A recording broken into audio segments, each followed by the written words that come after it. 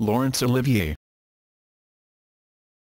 Laurence Kerr Olivier, Baron Olivier, OM was an English actor, director, and producer. Olivier is generally considered to have been one of the greatest actors of the 20th century. During a six-decade career, Olivier played many roles on stage and screen. His three Shakespeare films as actor-director, Henry V, 1944, Hamlet, 1948, and Richard III, 1955, are among the pinnacles of the bard at the cinema. On stage his more than 120 roles included Richard III, Macbeth, Romeo, Hamlet, Uncle Vanya, and Archie Rice in The Entertainer. He appeared in nearly 60 films, including William Wyler's Wuthering Heights, 1939, and Alfred Hitchcock's Rebecca, 1940. He was the founding artistic director of the National Theatre Company in 1963, a post in which he remained for a decade. He had earlier filled the same post at the Old Vic after the Second World War. The largest stage in the National Theatre building was later named after him. Olivier retired from the stage in 1974, but his work on screen continued until the year before his death in 1989. For television, he starred in Long Day's Journey into Night, 1973, The Merchant of Venice, 1973, Cat on a Hot Tin Roof, 1976, Brideshead Head Revisited, 1981, and King Lear, 1983, among others. His later films for cinema included Joseph L. Mankiewicz's Sleuth, 1972, and John Schlesinger's Marathon Man, 1976. Actor Spencer Tracy stated that Olivier was the greatest actor in the English-speaking world, and others said he was the best in the world, or that he was the best they would ever see perform. Director Jonathan Miller, who directed Olivier in The Merchant of Venice, warned, "I hope that no actor tries to copy him." Olivier's AMPAS acknowledgements include 12 Oscar nominations, with 2 wins, for Best Actor and Best Picture for the 1948 film Hamlet, plus 2 honorary awards including a statuette and certificate. He also won 5 Emmy Awards from the 9 nominations he received. Additionally, he was a 3-time Golden Globe and BAFTA winner. Olivier was the youngest actor to be knighted as a Knight Bachelor, in 1947, and the first to be elevated to the peerage 2 decades later. He married 3 times, to actresses Jill Esmond, Vivian Leigh, and Joan Plowright, his widow. Early life. Olivier was born on May 22, 1907 in Dorking, Surrey, England. He was raised in a severe, strict, and religious household, ruled over by his father, Gerard Kerr Olivier, 1869–1939, a high Anglican priest whose father was Henry Arnold Olivier, a rector. Olivier took solace in the care of his mother, Agnes Louise, née Crookenden. 1871–1920, herself the sister of a high church Anglican vicar. She died at age 48 in 1920. Gerard Dacres Dickey, 1904–1958, and Sybil, 1901–1989, were his 2 elder siblings. His uncle Sidney was a career civil servant and Fabian who eventually became Governor of Jamaica and Secretary of State for India in the first government of Ramsay MacDonald. Another uncle was artist Herbert Arnaud Olivier. In 1918, Olivier's father accepted the position of minister at St Mary's Church, Letchworth, Hertfordshire, and the family lived at the old rectory, now part of St Christopher School. He was educated at the Choir School of All Saints, Margaret Street, London. He played Brutus in his school's production of Julius Caesar at the age of 9, where Ellen Terry noted he was already a great actor. At 13, he went to St Edward's School, Oxford, again appearing in school drama productions. He was a bold Catherine in The Taming of the Shrew, selected for a school's drama festival at the Shakespeare Memorial Theatre, Stratford, and Puck in A Midsummer Night's Dream, played very well, to everyone's disgust, as Olivier noted in his diary. After his brother, Dickie, left for India, it was his father who decided that Lawrence, or Kim, as the family called him, would become an actor. Early career. Olivier, 17 years old, attended the Central School of Speech and Drama, tutored by Elsie Fogarty. In 1926, he joined the Birmingham Repertory Company. At first he was given only minor tasks at the theatre, such as bell ringing. However, his roles eventually became more significant, and in 1927 he was playing Hamlet and Macbeth.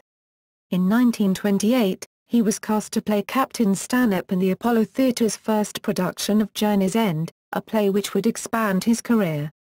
He always insisted that his acting was pure technique, and he was contemptuous of contemporaries who adopted method acting popularized by Lee Strasberg. Olivier married Jill Esmond, a rising young actress, on July 25, 1930. Their only son, Simon Tarquin, was born on August 21, 1936. Olivier was, however, from the beginning not happy in his first marriage. Repressed, as he came to see it, by his religious upbringing, Olivier recounted in his autobiography the disappointments of his wedding night, culminating in his failure to perform sexually. He temporarily renounced religion and soon came to resent his wife, though the marriage would last for 10 years. Despite this supposed resentment, Olivier remained in congenial contact with Esmond until his death, as documented by their son Tarquin in his book, My Father Laurence Olivier, accompanying her to Tarquin's wedding in January 1965. He made his film debut in The Temporary Widow and played his first leading role on film in The Yellow Ticket. However, he held the film in little regard. His stage breakthrough was in Noel Coward's Private Lives in 1930, followed by Shakespeare's Romeo and Juliet in 1935, alternating the roles of Romeo and Mercutio with John Gielgud. Olivier did not agree with Gielgud's style of acting Shakespeare and was irritated by the fact that Gielgud was getting better reviews than he was. His tension towards Gielgud came to a head in 1940, when Olivier approached London impresario Binky Beaumont about financing him in a repertory of the four great Shakespearean tragedies of Hamlet, Othello, Macbeth and King Lear. However, Beaumont would agree to the plan only if Olivier and Gielgud alternated in the roles of Hamlet Laertes, Othello Iago, Macbeth Macduff, and Lear Gloucester, and that Gielgud direct at least one of the productions, a proposition Olivier declined. In 1939, Olivier starred in a production of No Time for Comedy, written by S. N. Bierman, opposite Katharine Cornell. It was his first prominent role on Broadway. The engagement as Romeo resulted in an invitation by Lillian Bailey to be the star at the Old Vic in 1937-38. Olivier's tenure had mixed artistic results, with his performances as Hamlet and Iago drawing a negative response from critics and his first attempt at Macbeth receiving mixed reviews. However, his appearances as Henry V, Coriolanus, and Sir Toby Belch in Twelfth Night were triumphs, and his popularity with Old Vic audiences left Olivier one of the major Shakespearean actors in England by the season's end. He maintained his scorn for film, and though he constantly worked for Alexander Korda, he still felt most at home on stage. He made his first Shakespeare film, As You Like It, with Paul Jenner. He first met Vivien Leigh in The Mask of Virtue in 1936, a friendship developed after he congratulated her on her performance. While playing lovers in the film Fire Over England, 1937, they developed a strong attraction, and after filming was completed, they began an affair. Leigh played Ophelia to Olivier's Hamlet in an Old Vic Theatre production, and Olivier later recalled an incident during which her mood rapidly changed as she was quietly preparing to go on stage. Without apparent provocation, she began screaming at him, before suddenly becoming silent and staring into space. She was able to perform without mishap, and by the following day, she had returned to normal with no recollection of the event. It was the first time Olivier witnessed such behavior from her. Hollywood. Olivier traveled to Hollywood to begin filming Wuthering Heights as Heathcliff. Leigh followed soon after, partly to be with him, but also to pursue her dream of playing Scarlett O'Hara in Gone with the Wind, 1939.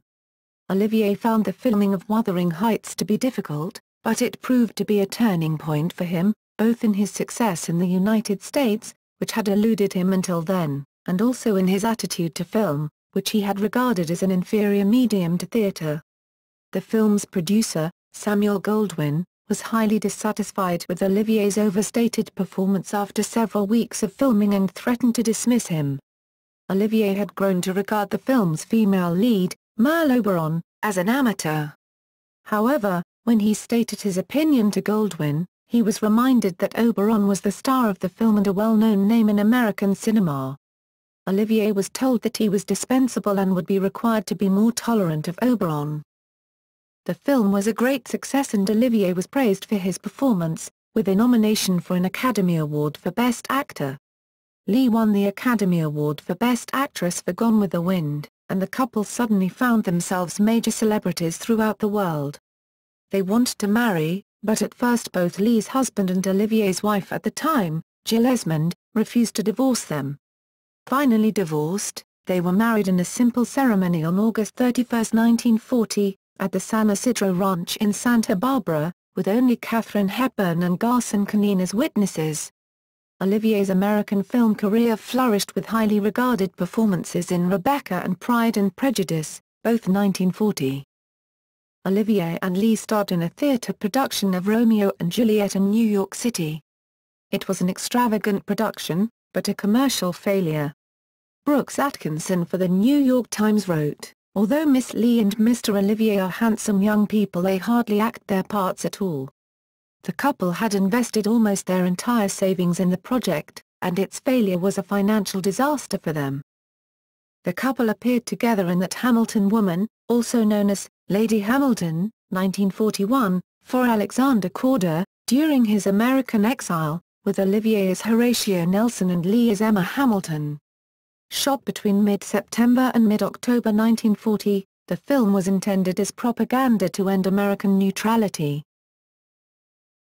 War. When the Second World War broke out in 1939, Olivier intended to join the Royal Air Force, but was still contractually obliged to other parties. He took flying lessons, and racked up over 200 hours. After 2 years of service, he rose to the rank of Lieutenant Olivier RNVR, as a pilot in the Fleet Air Arm, but was never called to see action.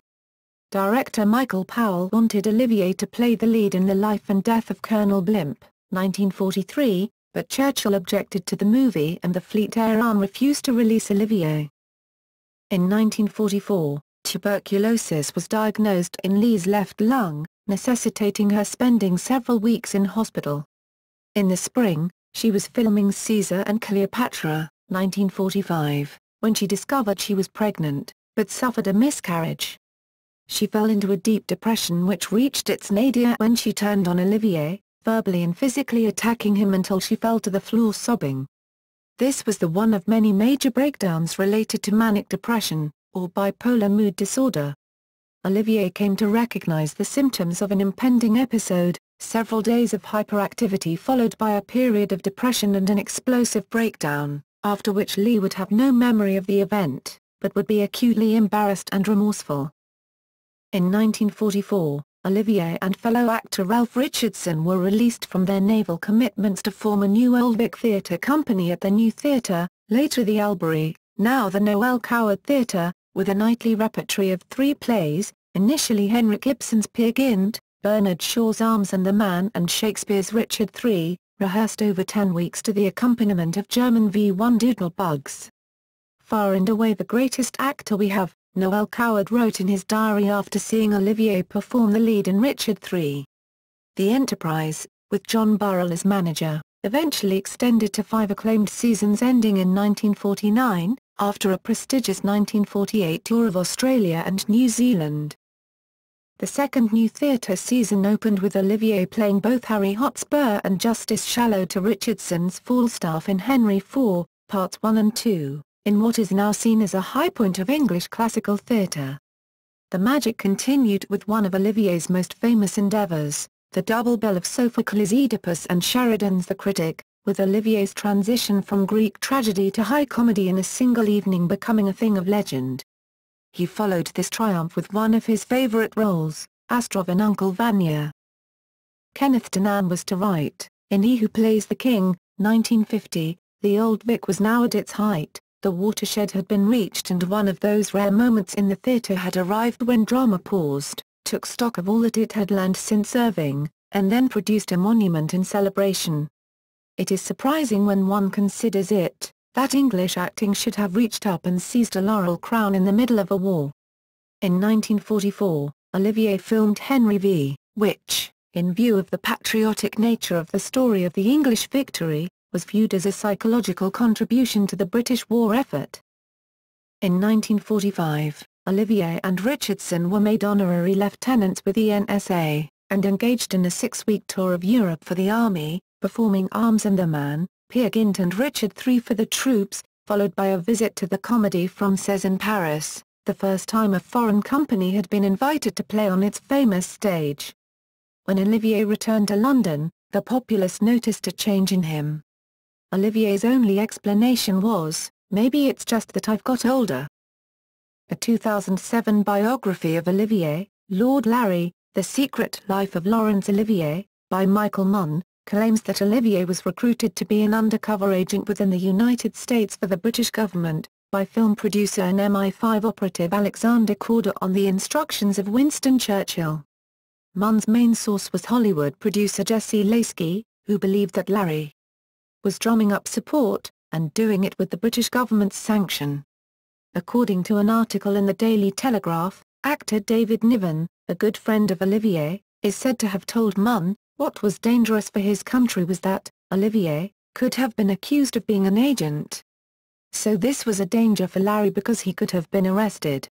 And what was worse, if German agents had realized what Larry was doing, they would, I am sure, have gone after him. Post-war years. In 1947, Olivier was made a Knight Bachelor, and by 1948, he was on the board of directors for the Old Vic Theatre, and he and Lee embarked on a tour of Australia and New Zealand to raise funds for the theatre. During their 6-month tour, Olivier performed Richard III and also performed with Lee in Richard Brinsley Sheridan's The School for Scandal and Thornton Wilder's The Skin of Our Teeth. The tour was an outstanding success, and although Lee was plagued with insomnia and allowed her understudy to replace her for a week while she was ill, she generally withstood the demands placed upon her, with Olivier noting her ability to charm the press. Members of the company later recalled several quarrels between the couple, with the most dramatic of these occurring in Christchurch when Lee refused to go on stage. Olivier slapped her face, and Lee slapped him in return and swore at him before she made her way to the stage. By the end of the tour, both were exhausted and ill, and Olivier told a journalist, "You may not know it, but you are talking to a couple of walking corpses."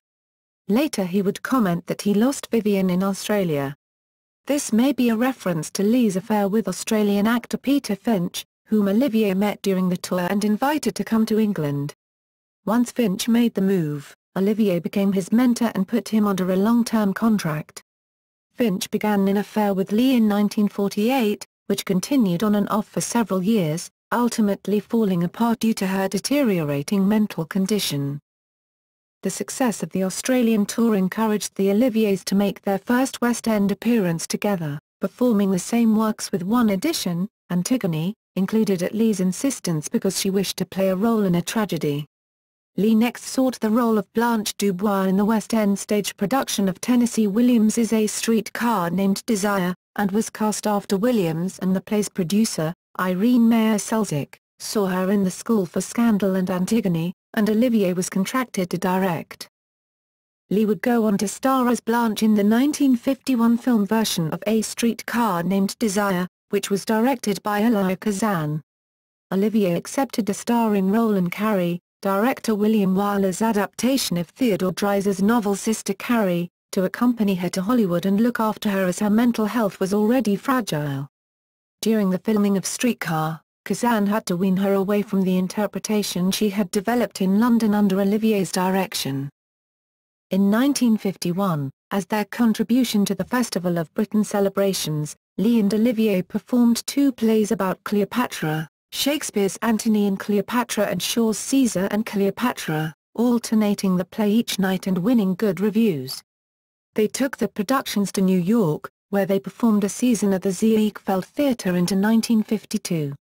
The reviews there were also mostly positive, but critic Kenneth Tynan angered them when he suggested that Lee's was a mediocre talent, which forced Olivier to compromise his own.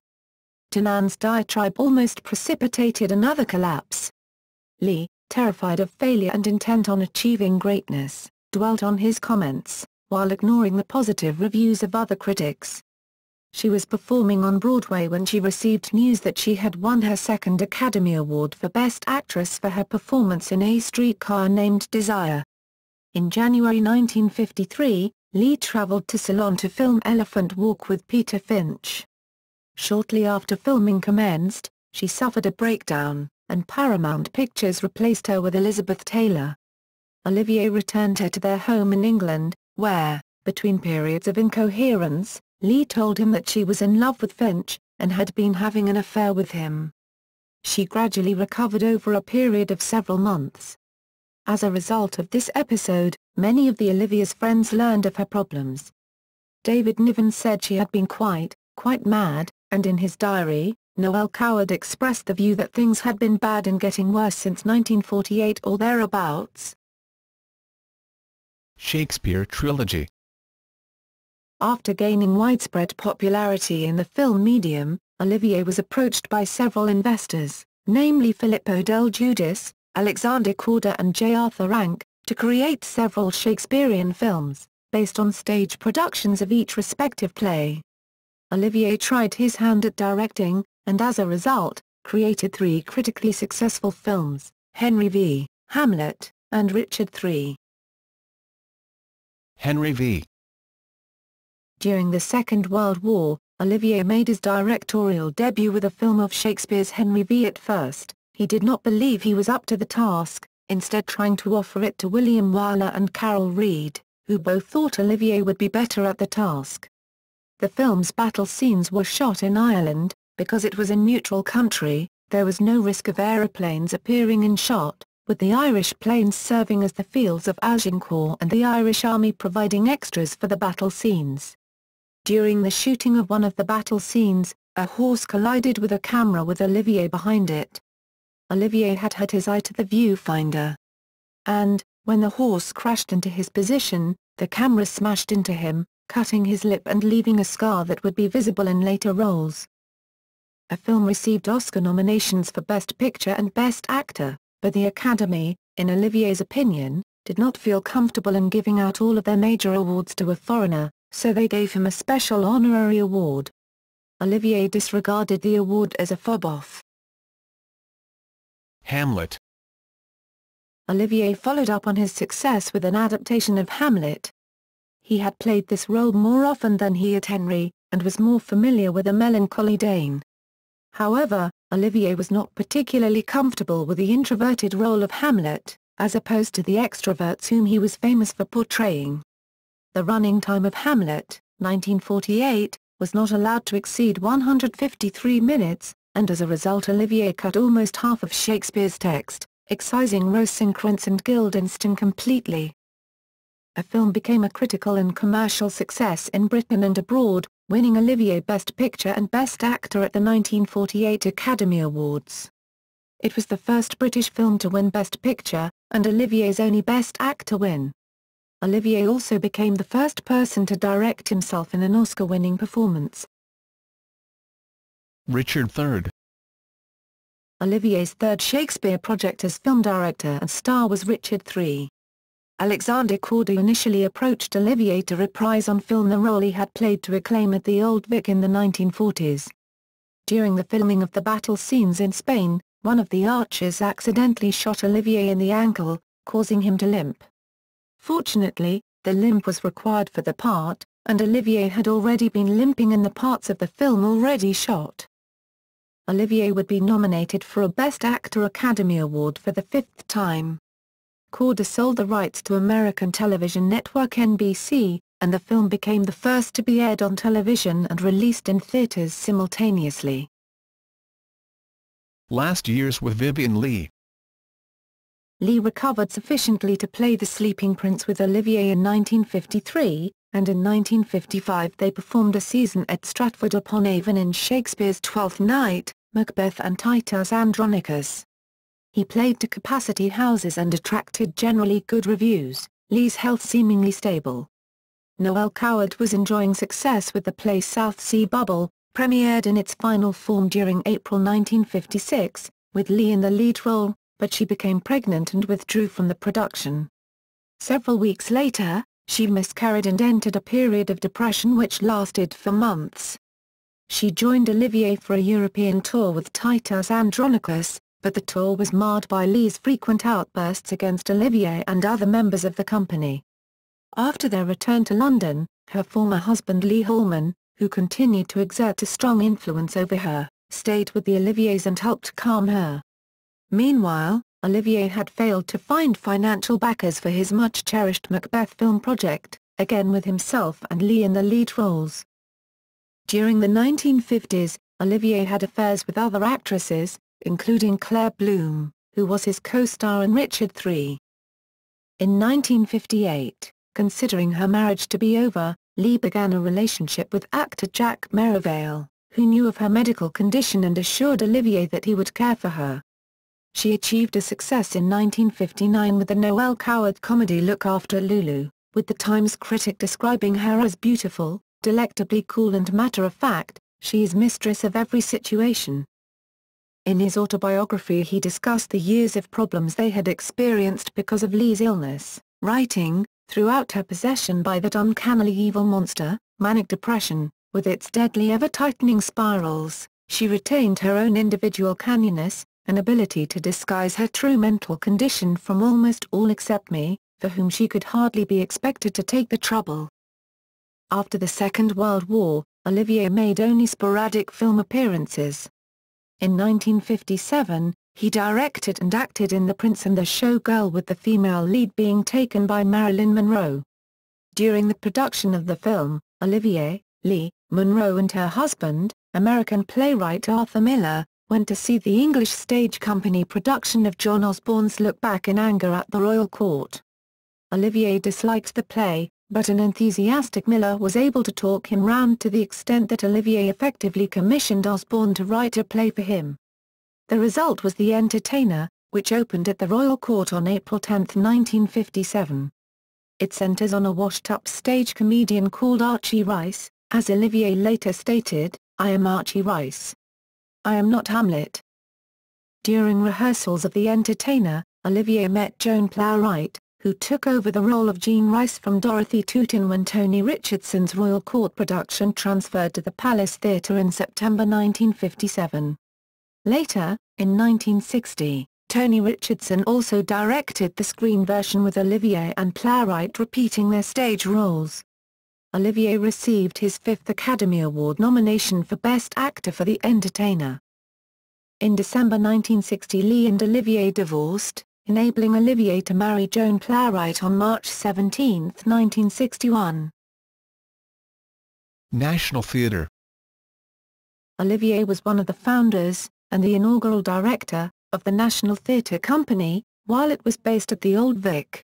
During his directorship he appeared in 12 plays, taking over roles in 3, and directed 9 productions. Early roles at the National.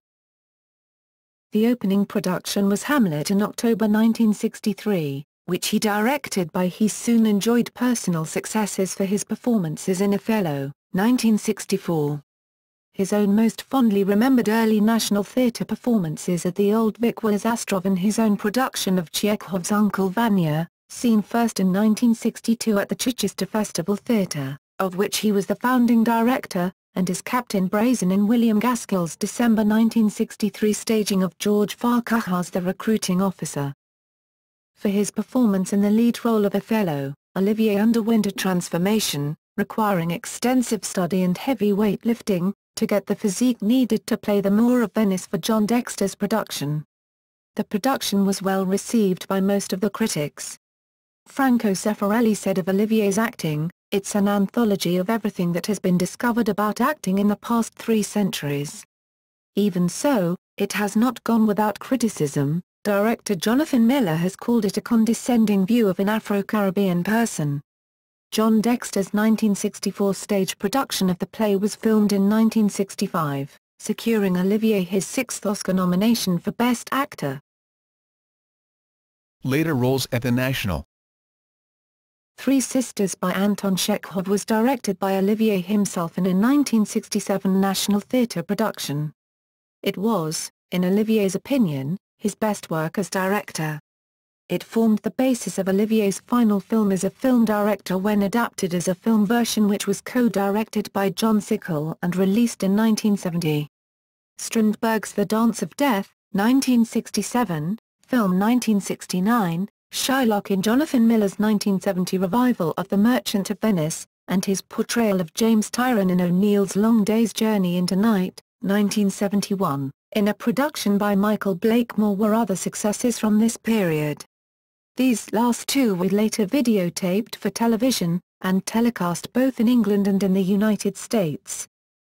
Olivier played a supporting role as the ancient Antonio in Franco Zeffirelli's 1973 production of Eduardo de Filippo's Saturday, Sunday, Monday, with his wife Joan Plowright in the starring role of Rosa. His final stage appearance, on March 21, 1974, was as the fiery Glaswegian, John Tagg, in John Dexter's production of Trevor Griffiths's The Party.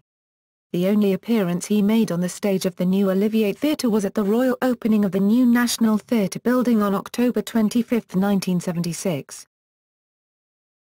Experience as artistic director.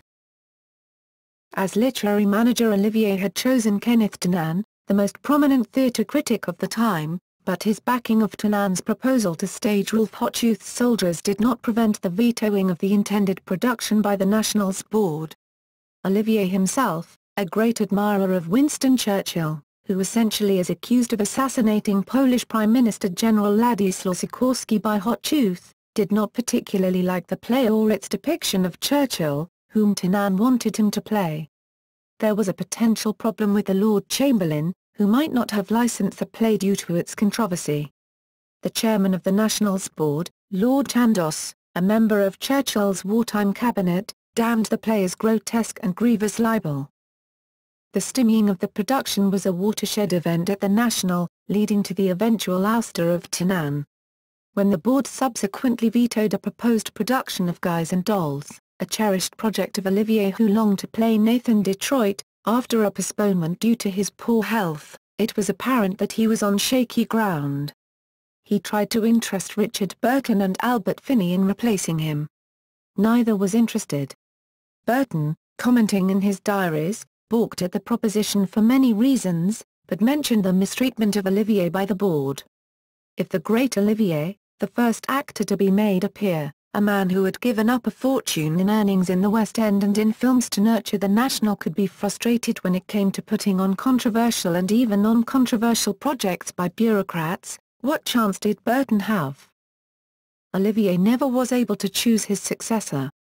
His career at the National ended, in his view, in betrayal when the theatre's governorship decided to replace him with Peter Hall in 1973 without consulting him on the choice and not informing him of the decision until several months after it had been made. Reportedly, some felt that his tenure as director of the NT was marred by his jealousy towards other performers when he maneuvered to block famous names like John Gielgud and Ralph Richardson from appearing there, although young actors like Michael Gambon, Maggie Smith, Alan Bates, Derek Jacobi and Anthony Hopkins, both of whom understudied Olivier, made their names there during the period. Screen career from 1966. In 1966, Olivier portrayed the Mahdi, Mahmoud Ahmed, opposite Charlton Heston as General Gordon, in the film Khartoum. In 1967, he underwent radiation treatment for prostate cancer and was also hospitalized with pneumonia. During the remainder of his life, he would suffer from many different health problems, including bronchitis, amnesia and pleurisy. In 1974, at age 67, he was found to have dermatomyositis, a degenerative muscle disorder, and nearly died the following year, but he battled through the next decade. As his stage career ended, after he was forced out of his role as director of the National Theatre, Olivier began appearing more frequently in films. Worrying that his family would not be sufficiently provided for in the event of his death, many of his later television special and film appearances on a paycheck basis, admitting that he was not proud of most of these credits. In particular, he despised Lincoln, 1981, the film in which he portrayed General Douglas MacArthur. His roles were now usually character parts rather than the leading romantic roles of his early career. One role which would not have been was the role of Don Corleone in The Godfather. Olivier was Francis Ford Coppola's first choice, but in the end Marlon Brando was cast instead. For Sleuth, 1972, Marathon Man, 1976. Supporting Actor, and The Boys from Brazil, 1978, he received Academy Award nominations. The 1970s and 1980s were a productive and award-laden period for Olivier in television. From October 1973 in the UK, Thames Television began to transmit The World at War, a 26-part documentary on the Second World War, which he had narrated. In 1975, he appeared as an aging British barrister, opposite Katharine Hepburn in Love Among the Ruins, a made-for-television film that was filmed in England, but made for the American Broadcasting Company network. In 1981, he appeared in Brideshead Revisited, the final episode of which revolved entirely around Olivier's character Lord Mark Main, patriarch of the Flight family, as he came home to die. The next year Olivier was cast in the much-praised television adaptation of John Mortimer's stage play A Voyage Round My Father, in the role of Clifford Mortimer, the author's blind father. Finally, in 1983 Olivier played his last Shakespearean role, King Lear, for Granada Television. He had played it previously at the Old Vic, in 1946, with little success, but received an Emmy Award for his television portrayal. For Voyage, Olivier received a BAFTA nomination, but for Love Among the Ruins and King Lear he won Outstanding Lead Actor Emmys, and for the final episode of Brideshead Revisited and a cameo in one episode of J.B. Priestley's Lost Empires, 1986, he won the Emmy for Outstanding Supporting Actor, in their respective categories. One of Olivier's last feature films was Wild Geese 2, 1985, in which, aged 77, he played Rudolph Hess in the sequel to The Wild Geese, 1978. According to the biography Olivier by Francis Beckett, House Publishing, 2005, Hess's son Wolf Rudiger Hess said Olivier's portrayal of his father was uncannily accurate. In 1986, Olivier appeared as the pre-filmed holographic narrator of the West End production of the multimedia Dave Clark rock musical Time. In the same year, he appeared in 2 television serials, Lost Empires opposite Colin Firth, a successful TV show where he once again garnered much critical acclaim, and was nominated for a major award and Best Supporting Actor at the Emmys, and Peter the Great with Maximilian Schell. On May 31, 1987, the National Theatre put on an 80th birthday tribute pageant, with Olivier and his family in attendance. It was held in the National's Olivier Theatre with Alec McCowan as Richard Burbage, Edward Petherbridge as David Garrick, Ben Kingsley as Edmund Kean and Anthony Sher as Henry Irving. Peter Hall as Shakespeare, Peggy Ashcroft as Lillian Bailey, Maureen Lipman, Albert Finney, Julia Mackenzie and Imelda Staunton. In 1988, Olivier gave his final performance, aged 81, as a wheelchair-bound old soldier in Derek Jarman's film War Requiem, 1989. Family and death. Olivier died at his home in Ashurst, West Sussex, England, from renal failure on July 11, 1989. He was survived by his son Tarquin from his marriage to Jill Esmond, as well as his wife Joan Plowright and their 3 children, Richard Kerr, B. 1961, Tamsin Agnes Margaret, B. 1963, and Julie Kate, b. 1966. He was cremated and his ashes interred in Poets' Corner in Westminster Abbey, London. Olivier is one of only a few actors, along with David Garrick, Henry Irving, Ben Jonson and Sybil Thorndike, to have been accorded this honour. Olivier is buried alongside some of the people he portrayed in theatre and film, including King Henry V, General John Burgoyne, Air Chief Marshal Hugh Dowding and William III of England and II of Scotland. 15 years after his death, Olivier once again received star billing in a film. Through the use of computer graphics, Footage of him as a young man was integrated into the 2004 film Sky Captain and the World of Tomorrow, in which Olivier played the villain. Sexuality. Since Olivier's death, many biographies have been written about him, several of which include claims that Olivier was bisexual. Donald Spotor's biography claimed that Danny Kaye and Olivier were lovers. Joan Plowright, Olivier's widow, denies the affair with Kaye in her memoir. Terry Coleman's authorized biography of Olivier suggests a relationship between Olivier and an older actor, Henry Ainley, based on correspondence from Ainley to Olivier, although the book disputes that there is any evidence linking Olivier sexually to Kaye. Olivier's son Tarquin disputed these rumors as unforgivable garbage, and sought to suppress them. In her 2001 autobiography, Joan Plowright wrote, "Larry tended to shower almost everyone he knew with endearments and demonstrative terms of address. In the same way as the macho Sean Kenny had to put up with Shawnee, darling, and our son Richard had to endure Dickie Wicky for a short time, there is a published letter addressing his supposed arch-enemy, Peter Hall, as my dear Peterkins."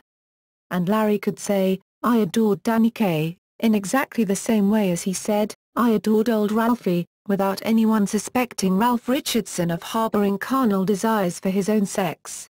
No man, alive or dead, has ever claimed to have slept with Larry, though the kiss-and-tell merchants of the female sex have tumbled over themselves to boast of a night or two, here or there. In August 2006, on the radio program Desert Island Discs, Plowright responded to the allegations of Olivier's mistresses and homosexual affairs, stating, "And then, referring separately to Olivier's battle with his demons, which reached a peak in the long years of illness leading up to his death, Plowright stated that Honors. Olivier was created a Knight Bachelor on June 12, 1947 in the King's Birthday Honours, becoming the youngest actor so honoured. Nominated by the Prime Minister, Harold Wilson, he was created a Life Peer on June 13, 1970 in the Queen's Birthday Honours as Baron Olivier, of Brighton in the county of Sussex, the first actor to be accorded this distinction. He was admitted to the Order of Merit in 1981, the first actor to be so honoured. The Laurence Olivier Awards, organised by the Society of London Theatre, were renamed in his honour in 1984. Though he was a knight, a life peer and one of the most respected personalities in the industry, Olivier insisted that he be addressed as Larry, which he made clear he preferred to Sir Laurence, or Lord Olivier. Centenary. In September 2007, the National Theatre marked the centenary of his birth with a centenary celebration. This told the story of Olivier's working life through film and stage extracts, letters, reminiscence and readings. The participants included Olivier's widow, Dame Joan Plowright, along with leading actors across their generations. Prior to the evening celebration, a new statue of Olivier as Hamlet, created by the sculptor Angela Connor and funded by private subscription, was unveiled on the South Bank, next to the National's Theatre Square. Theatre credits and filmography.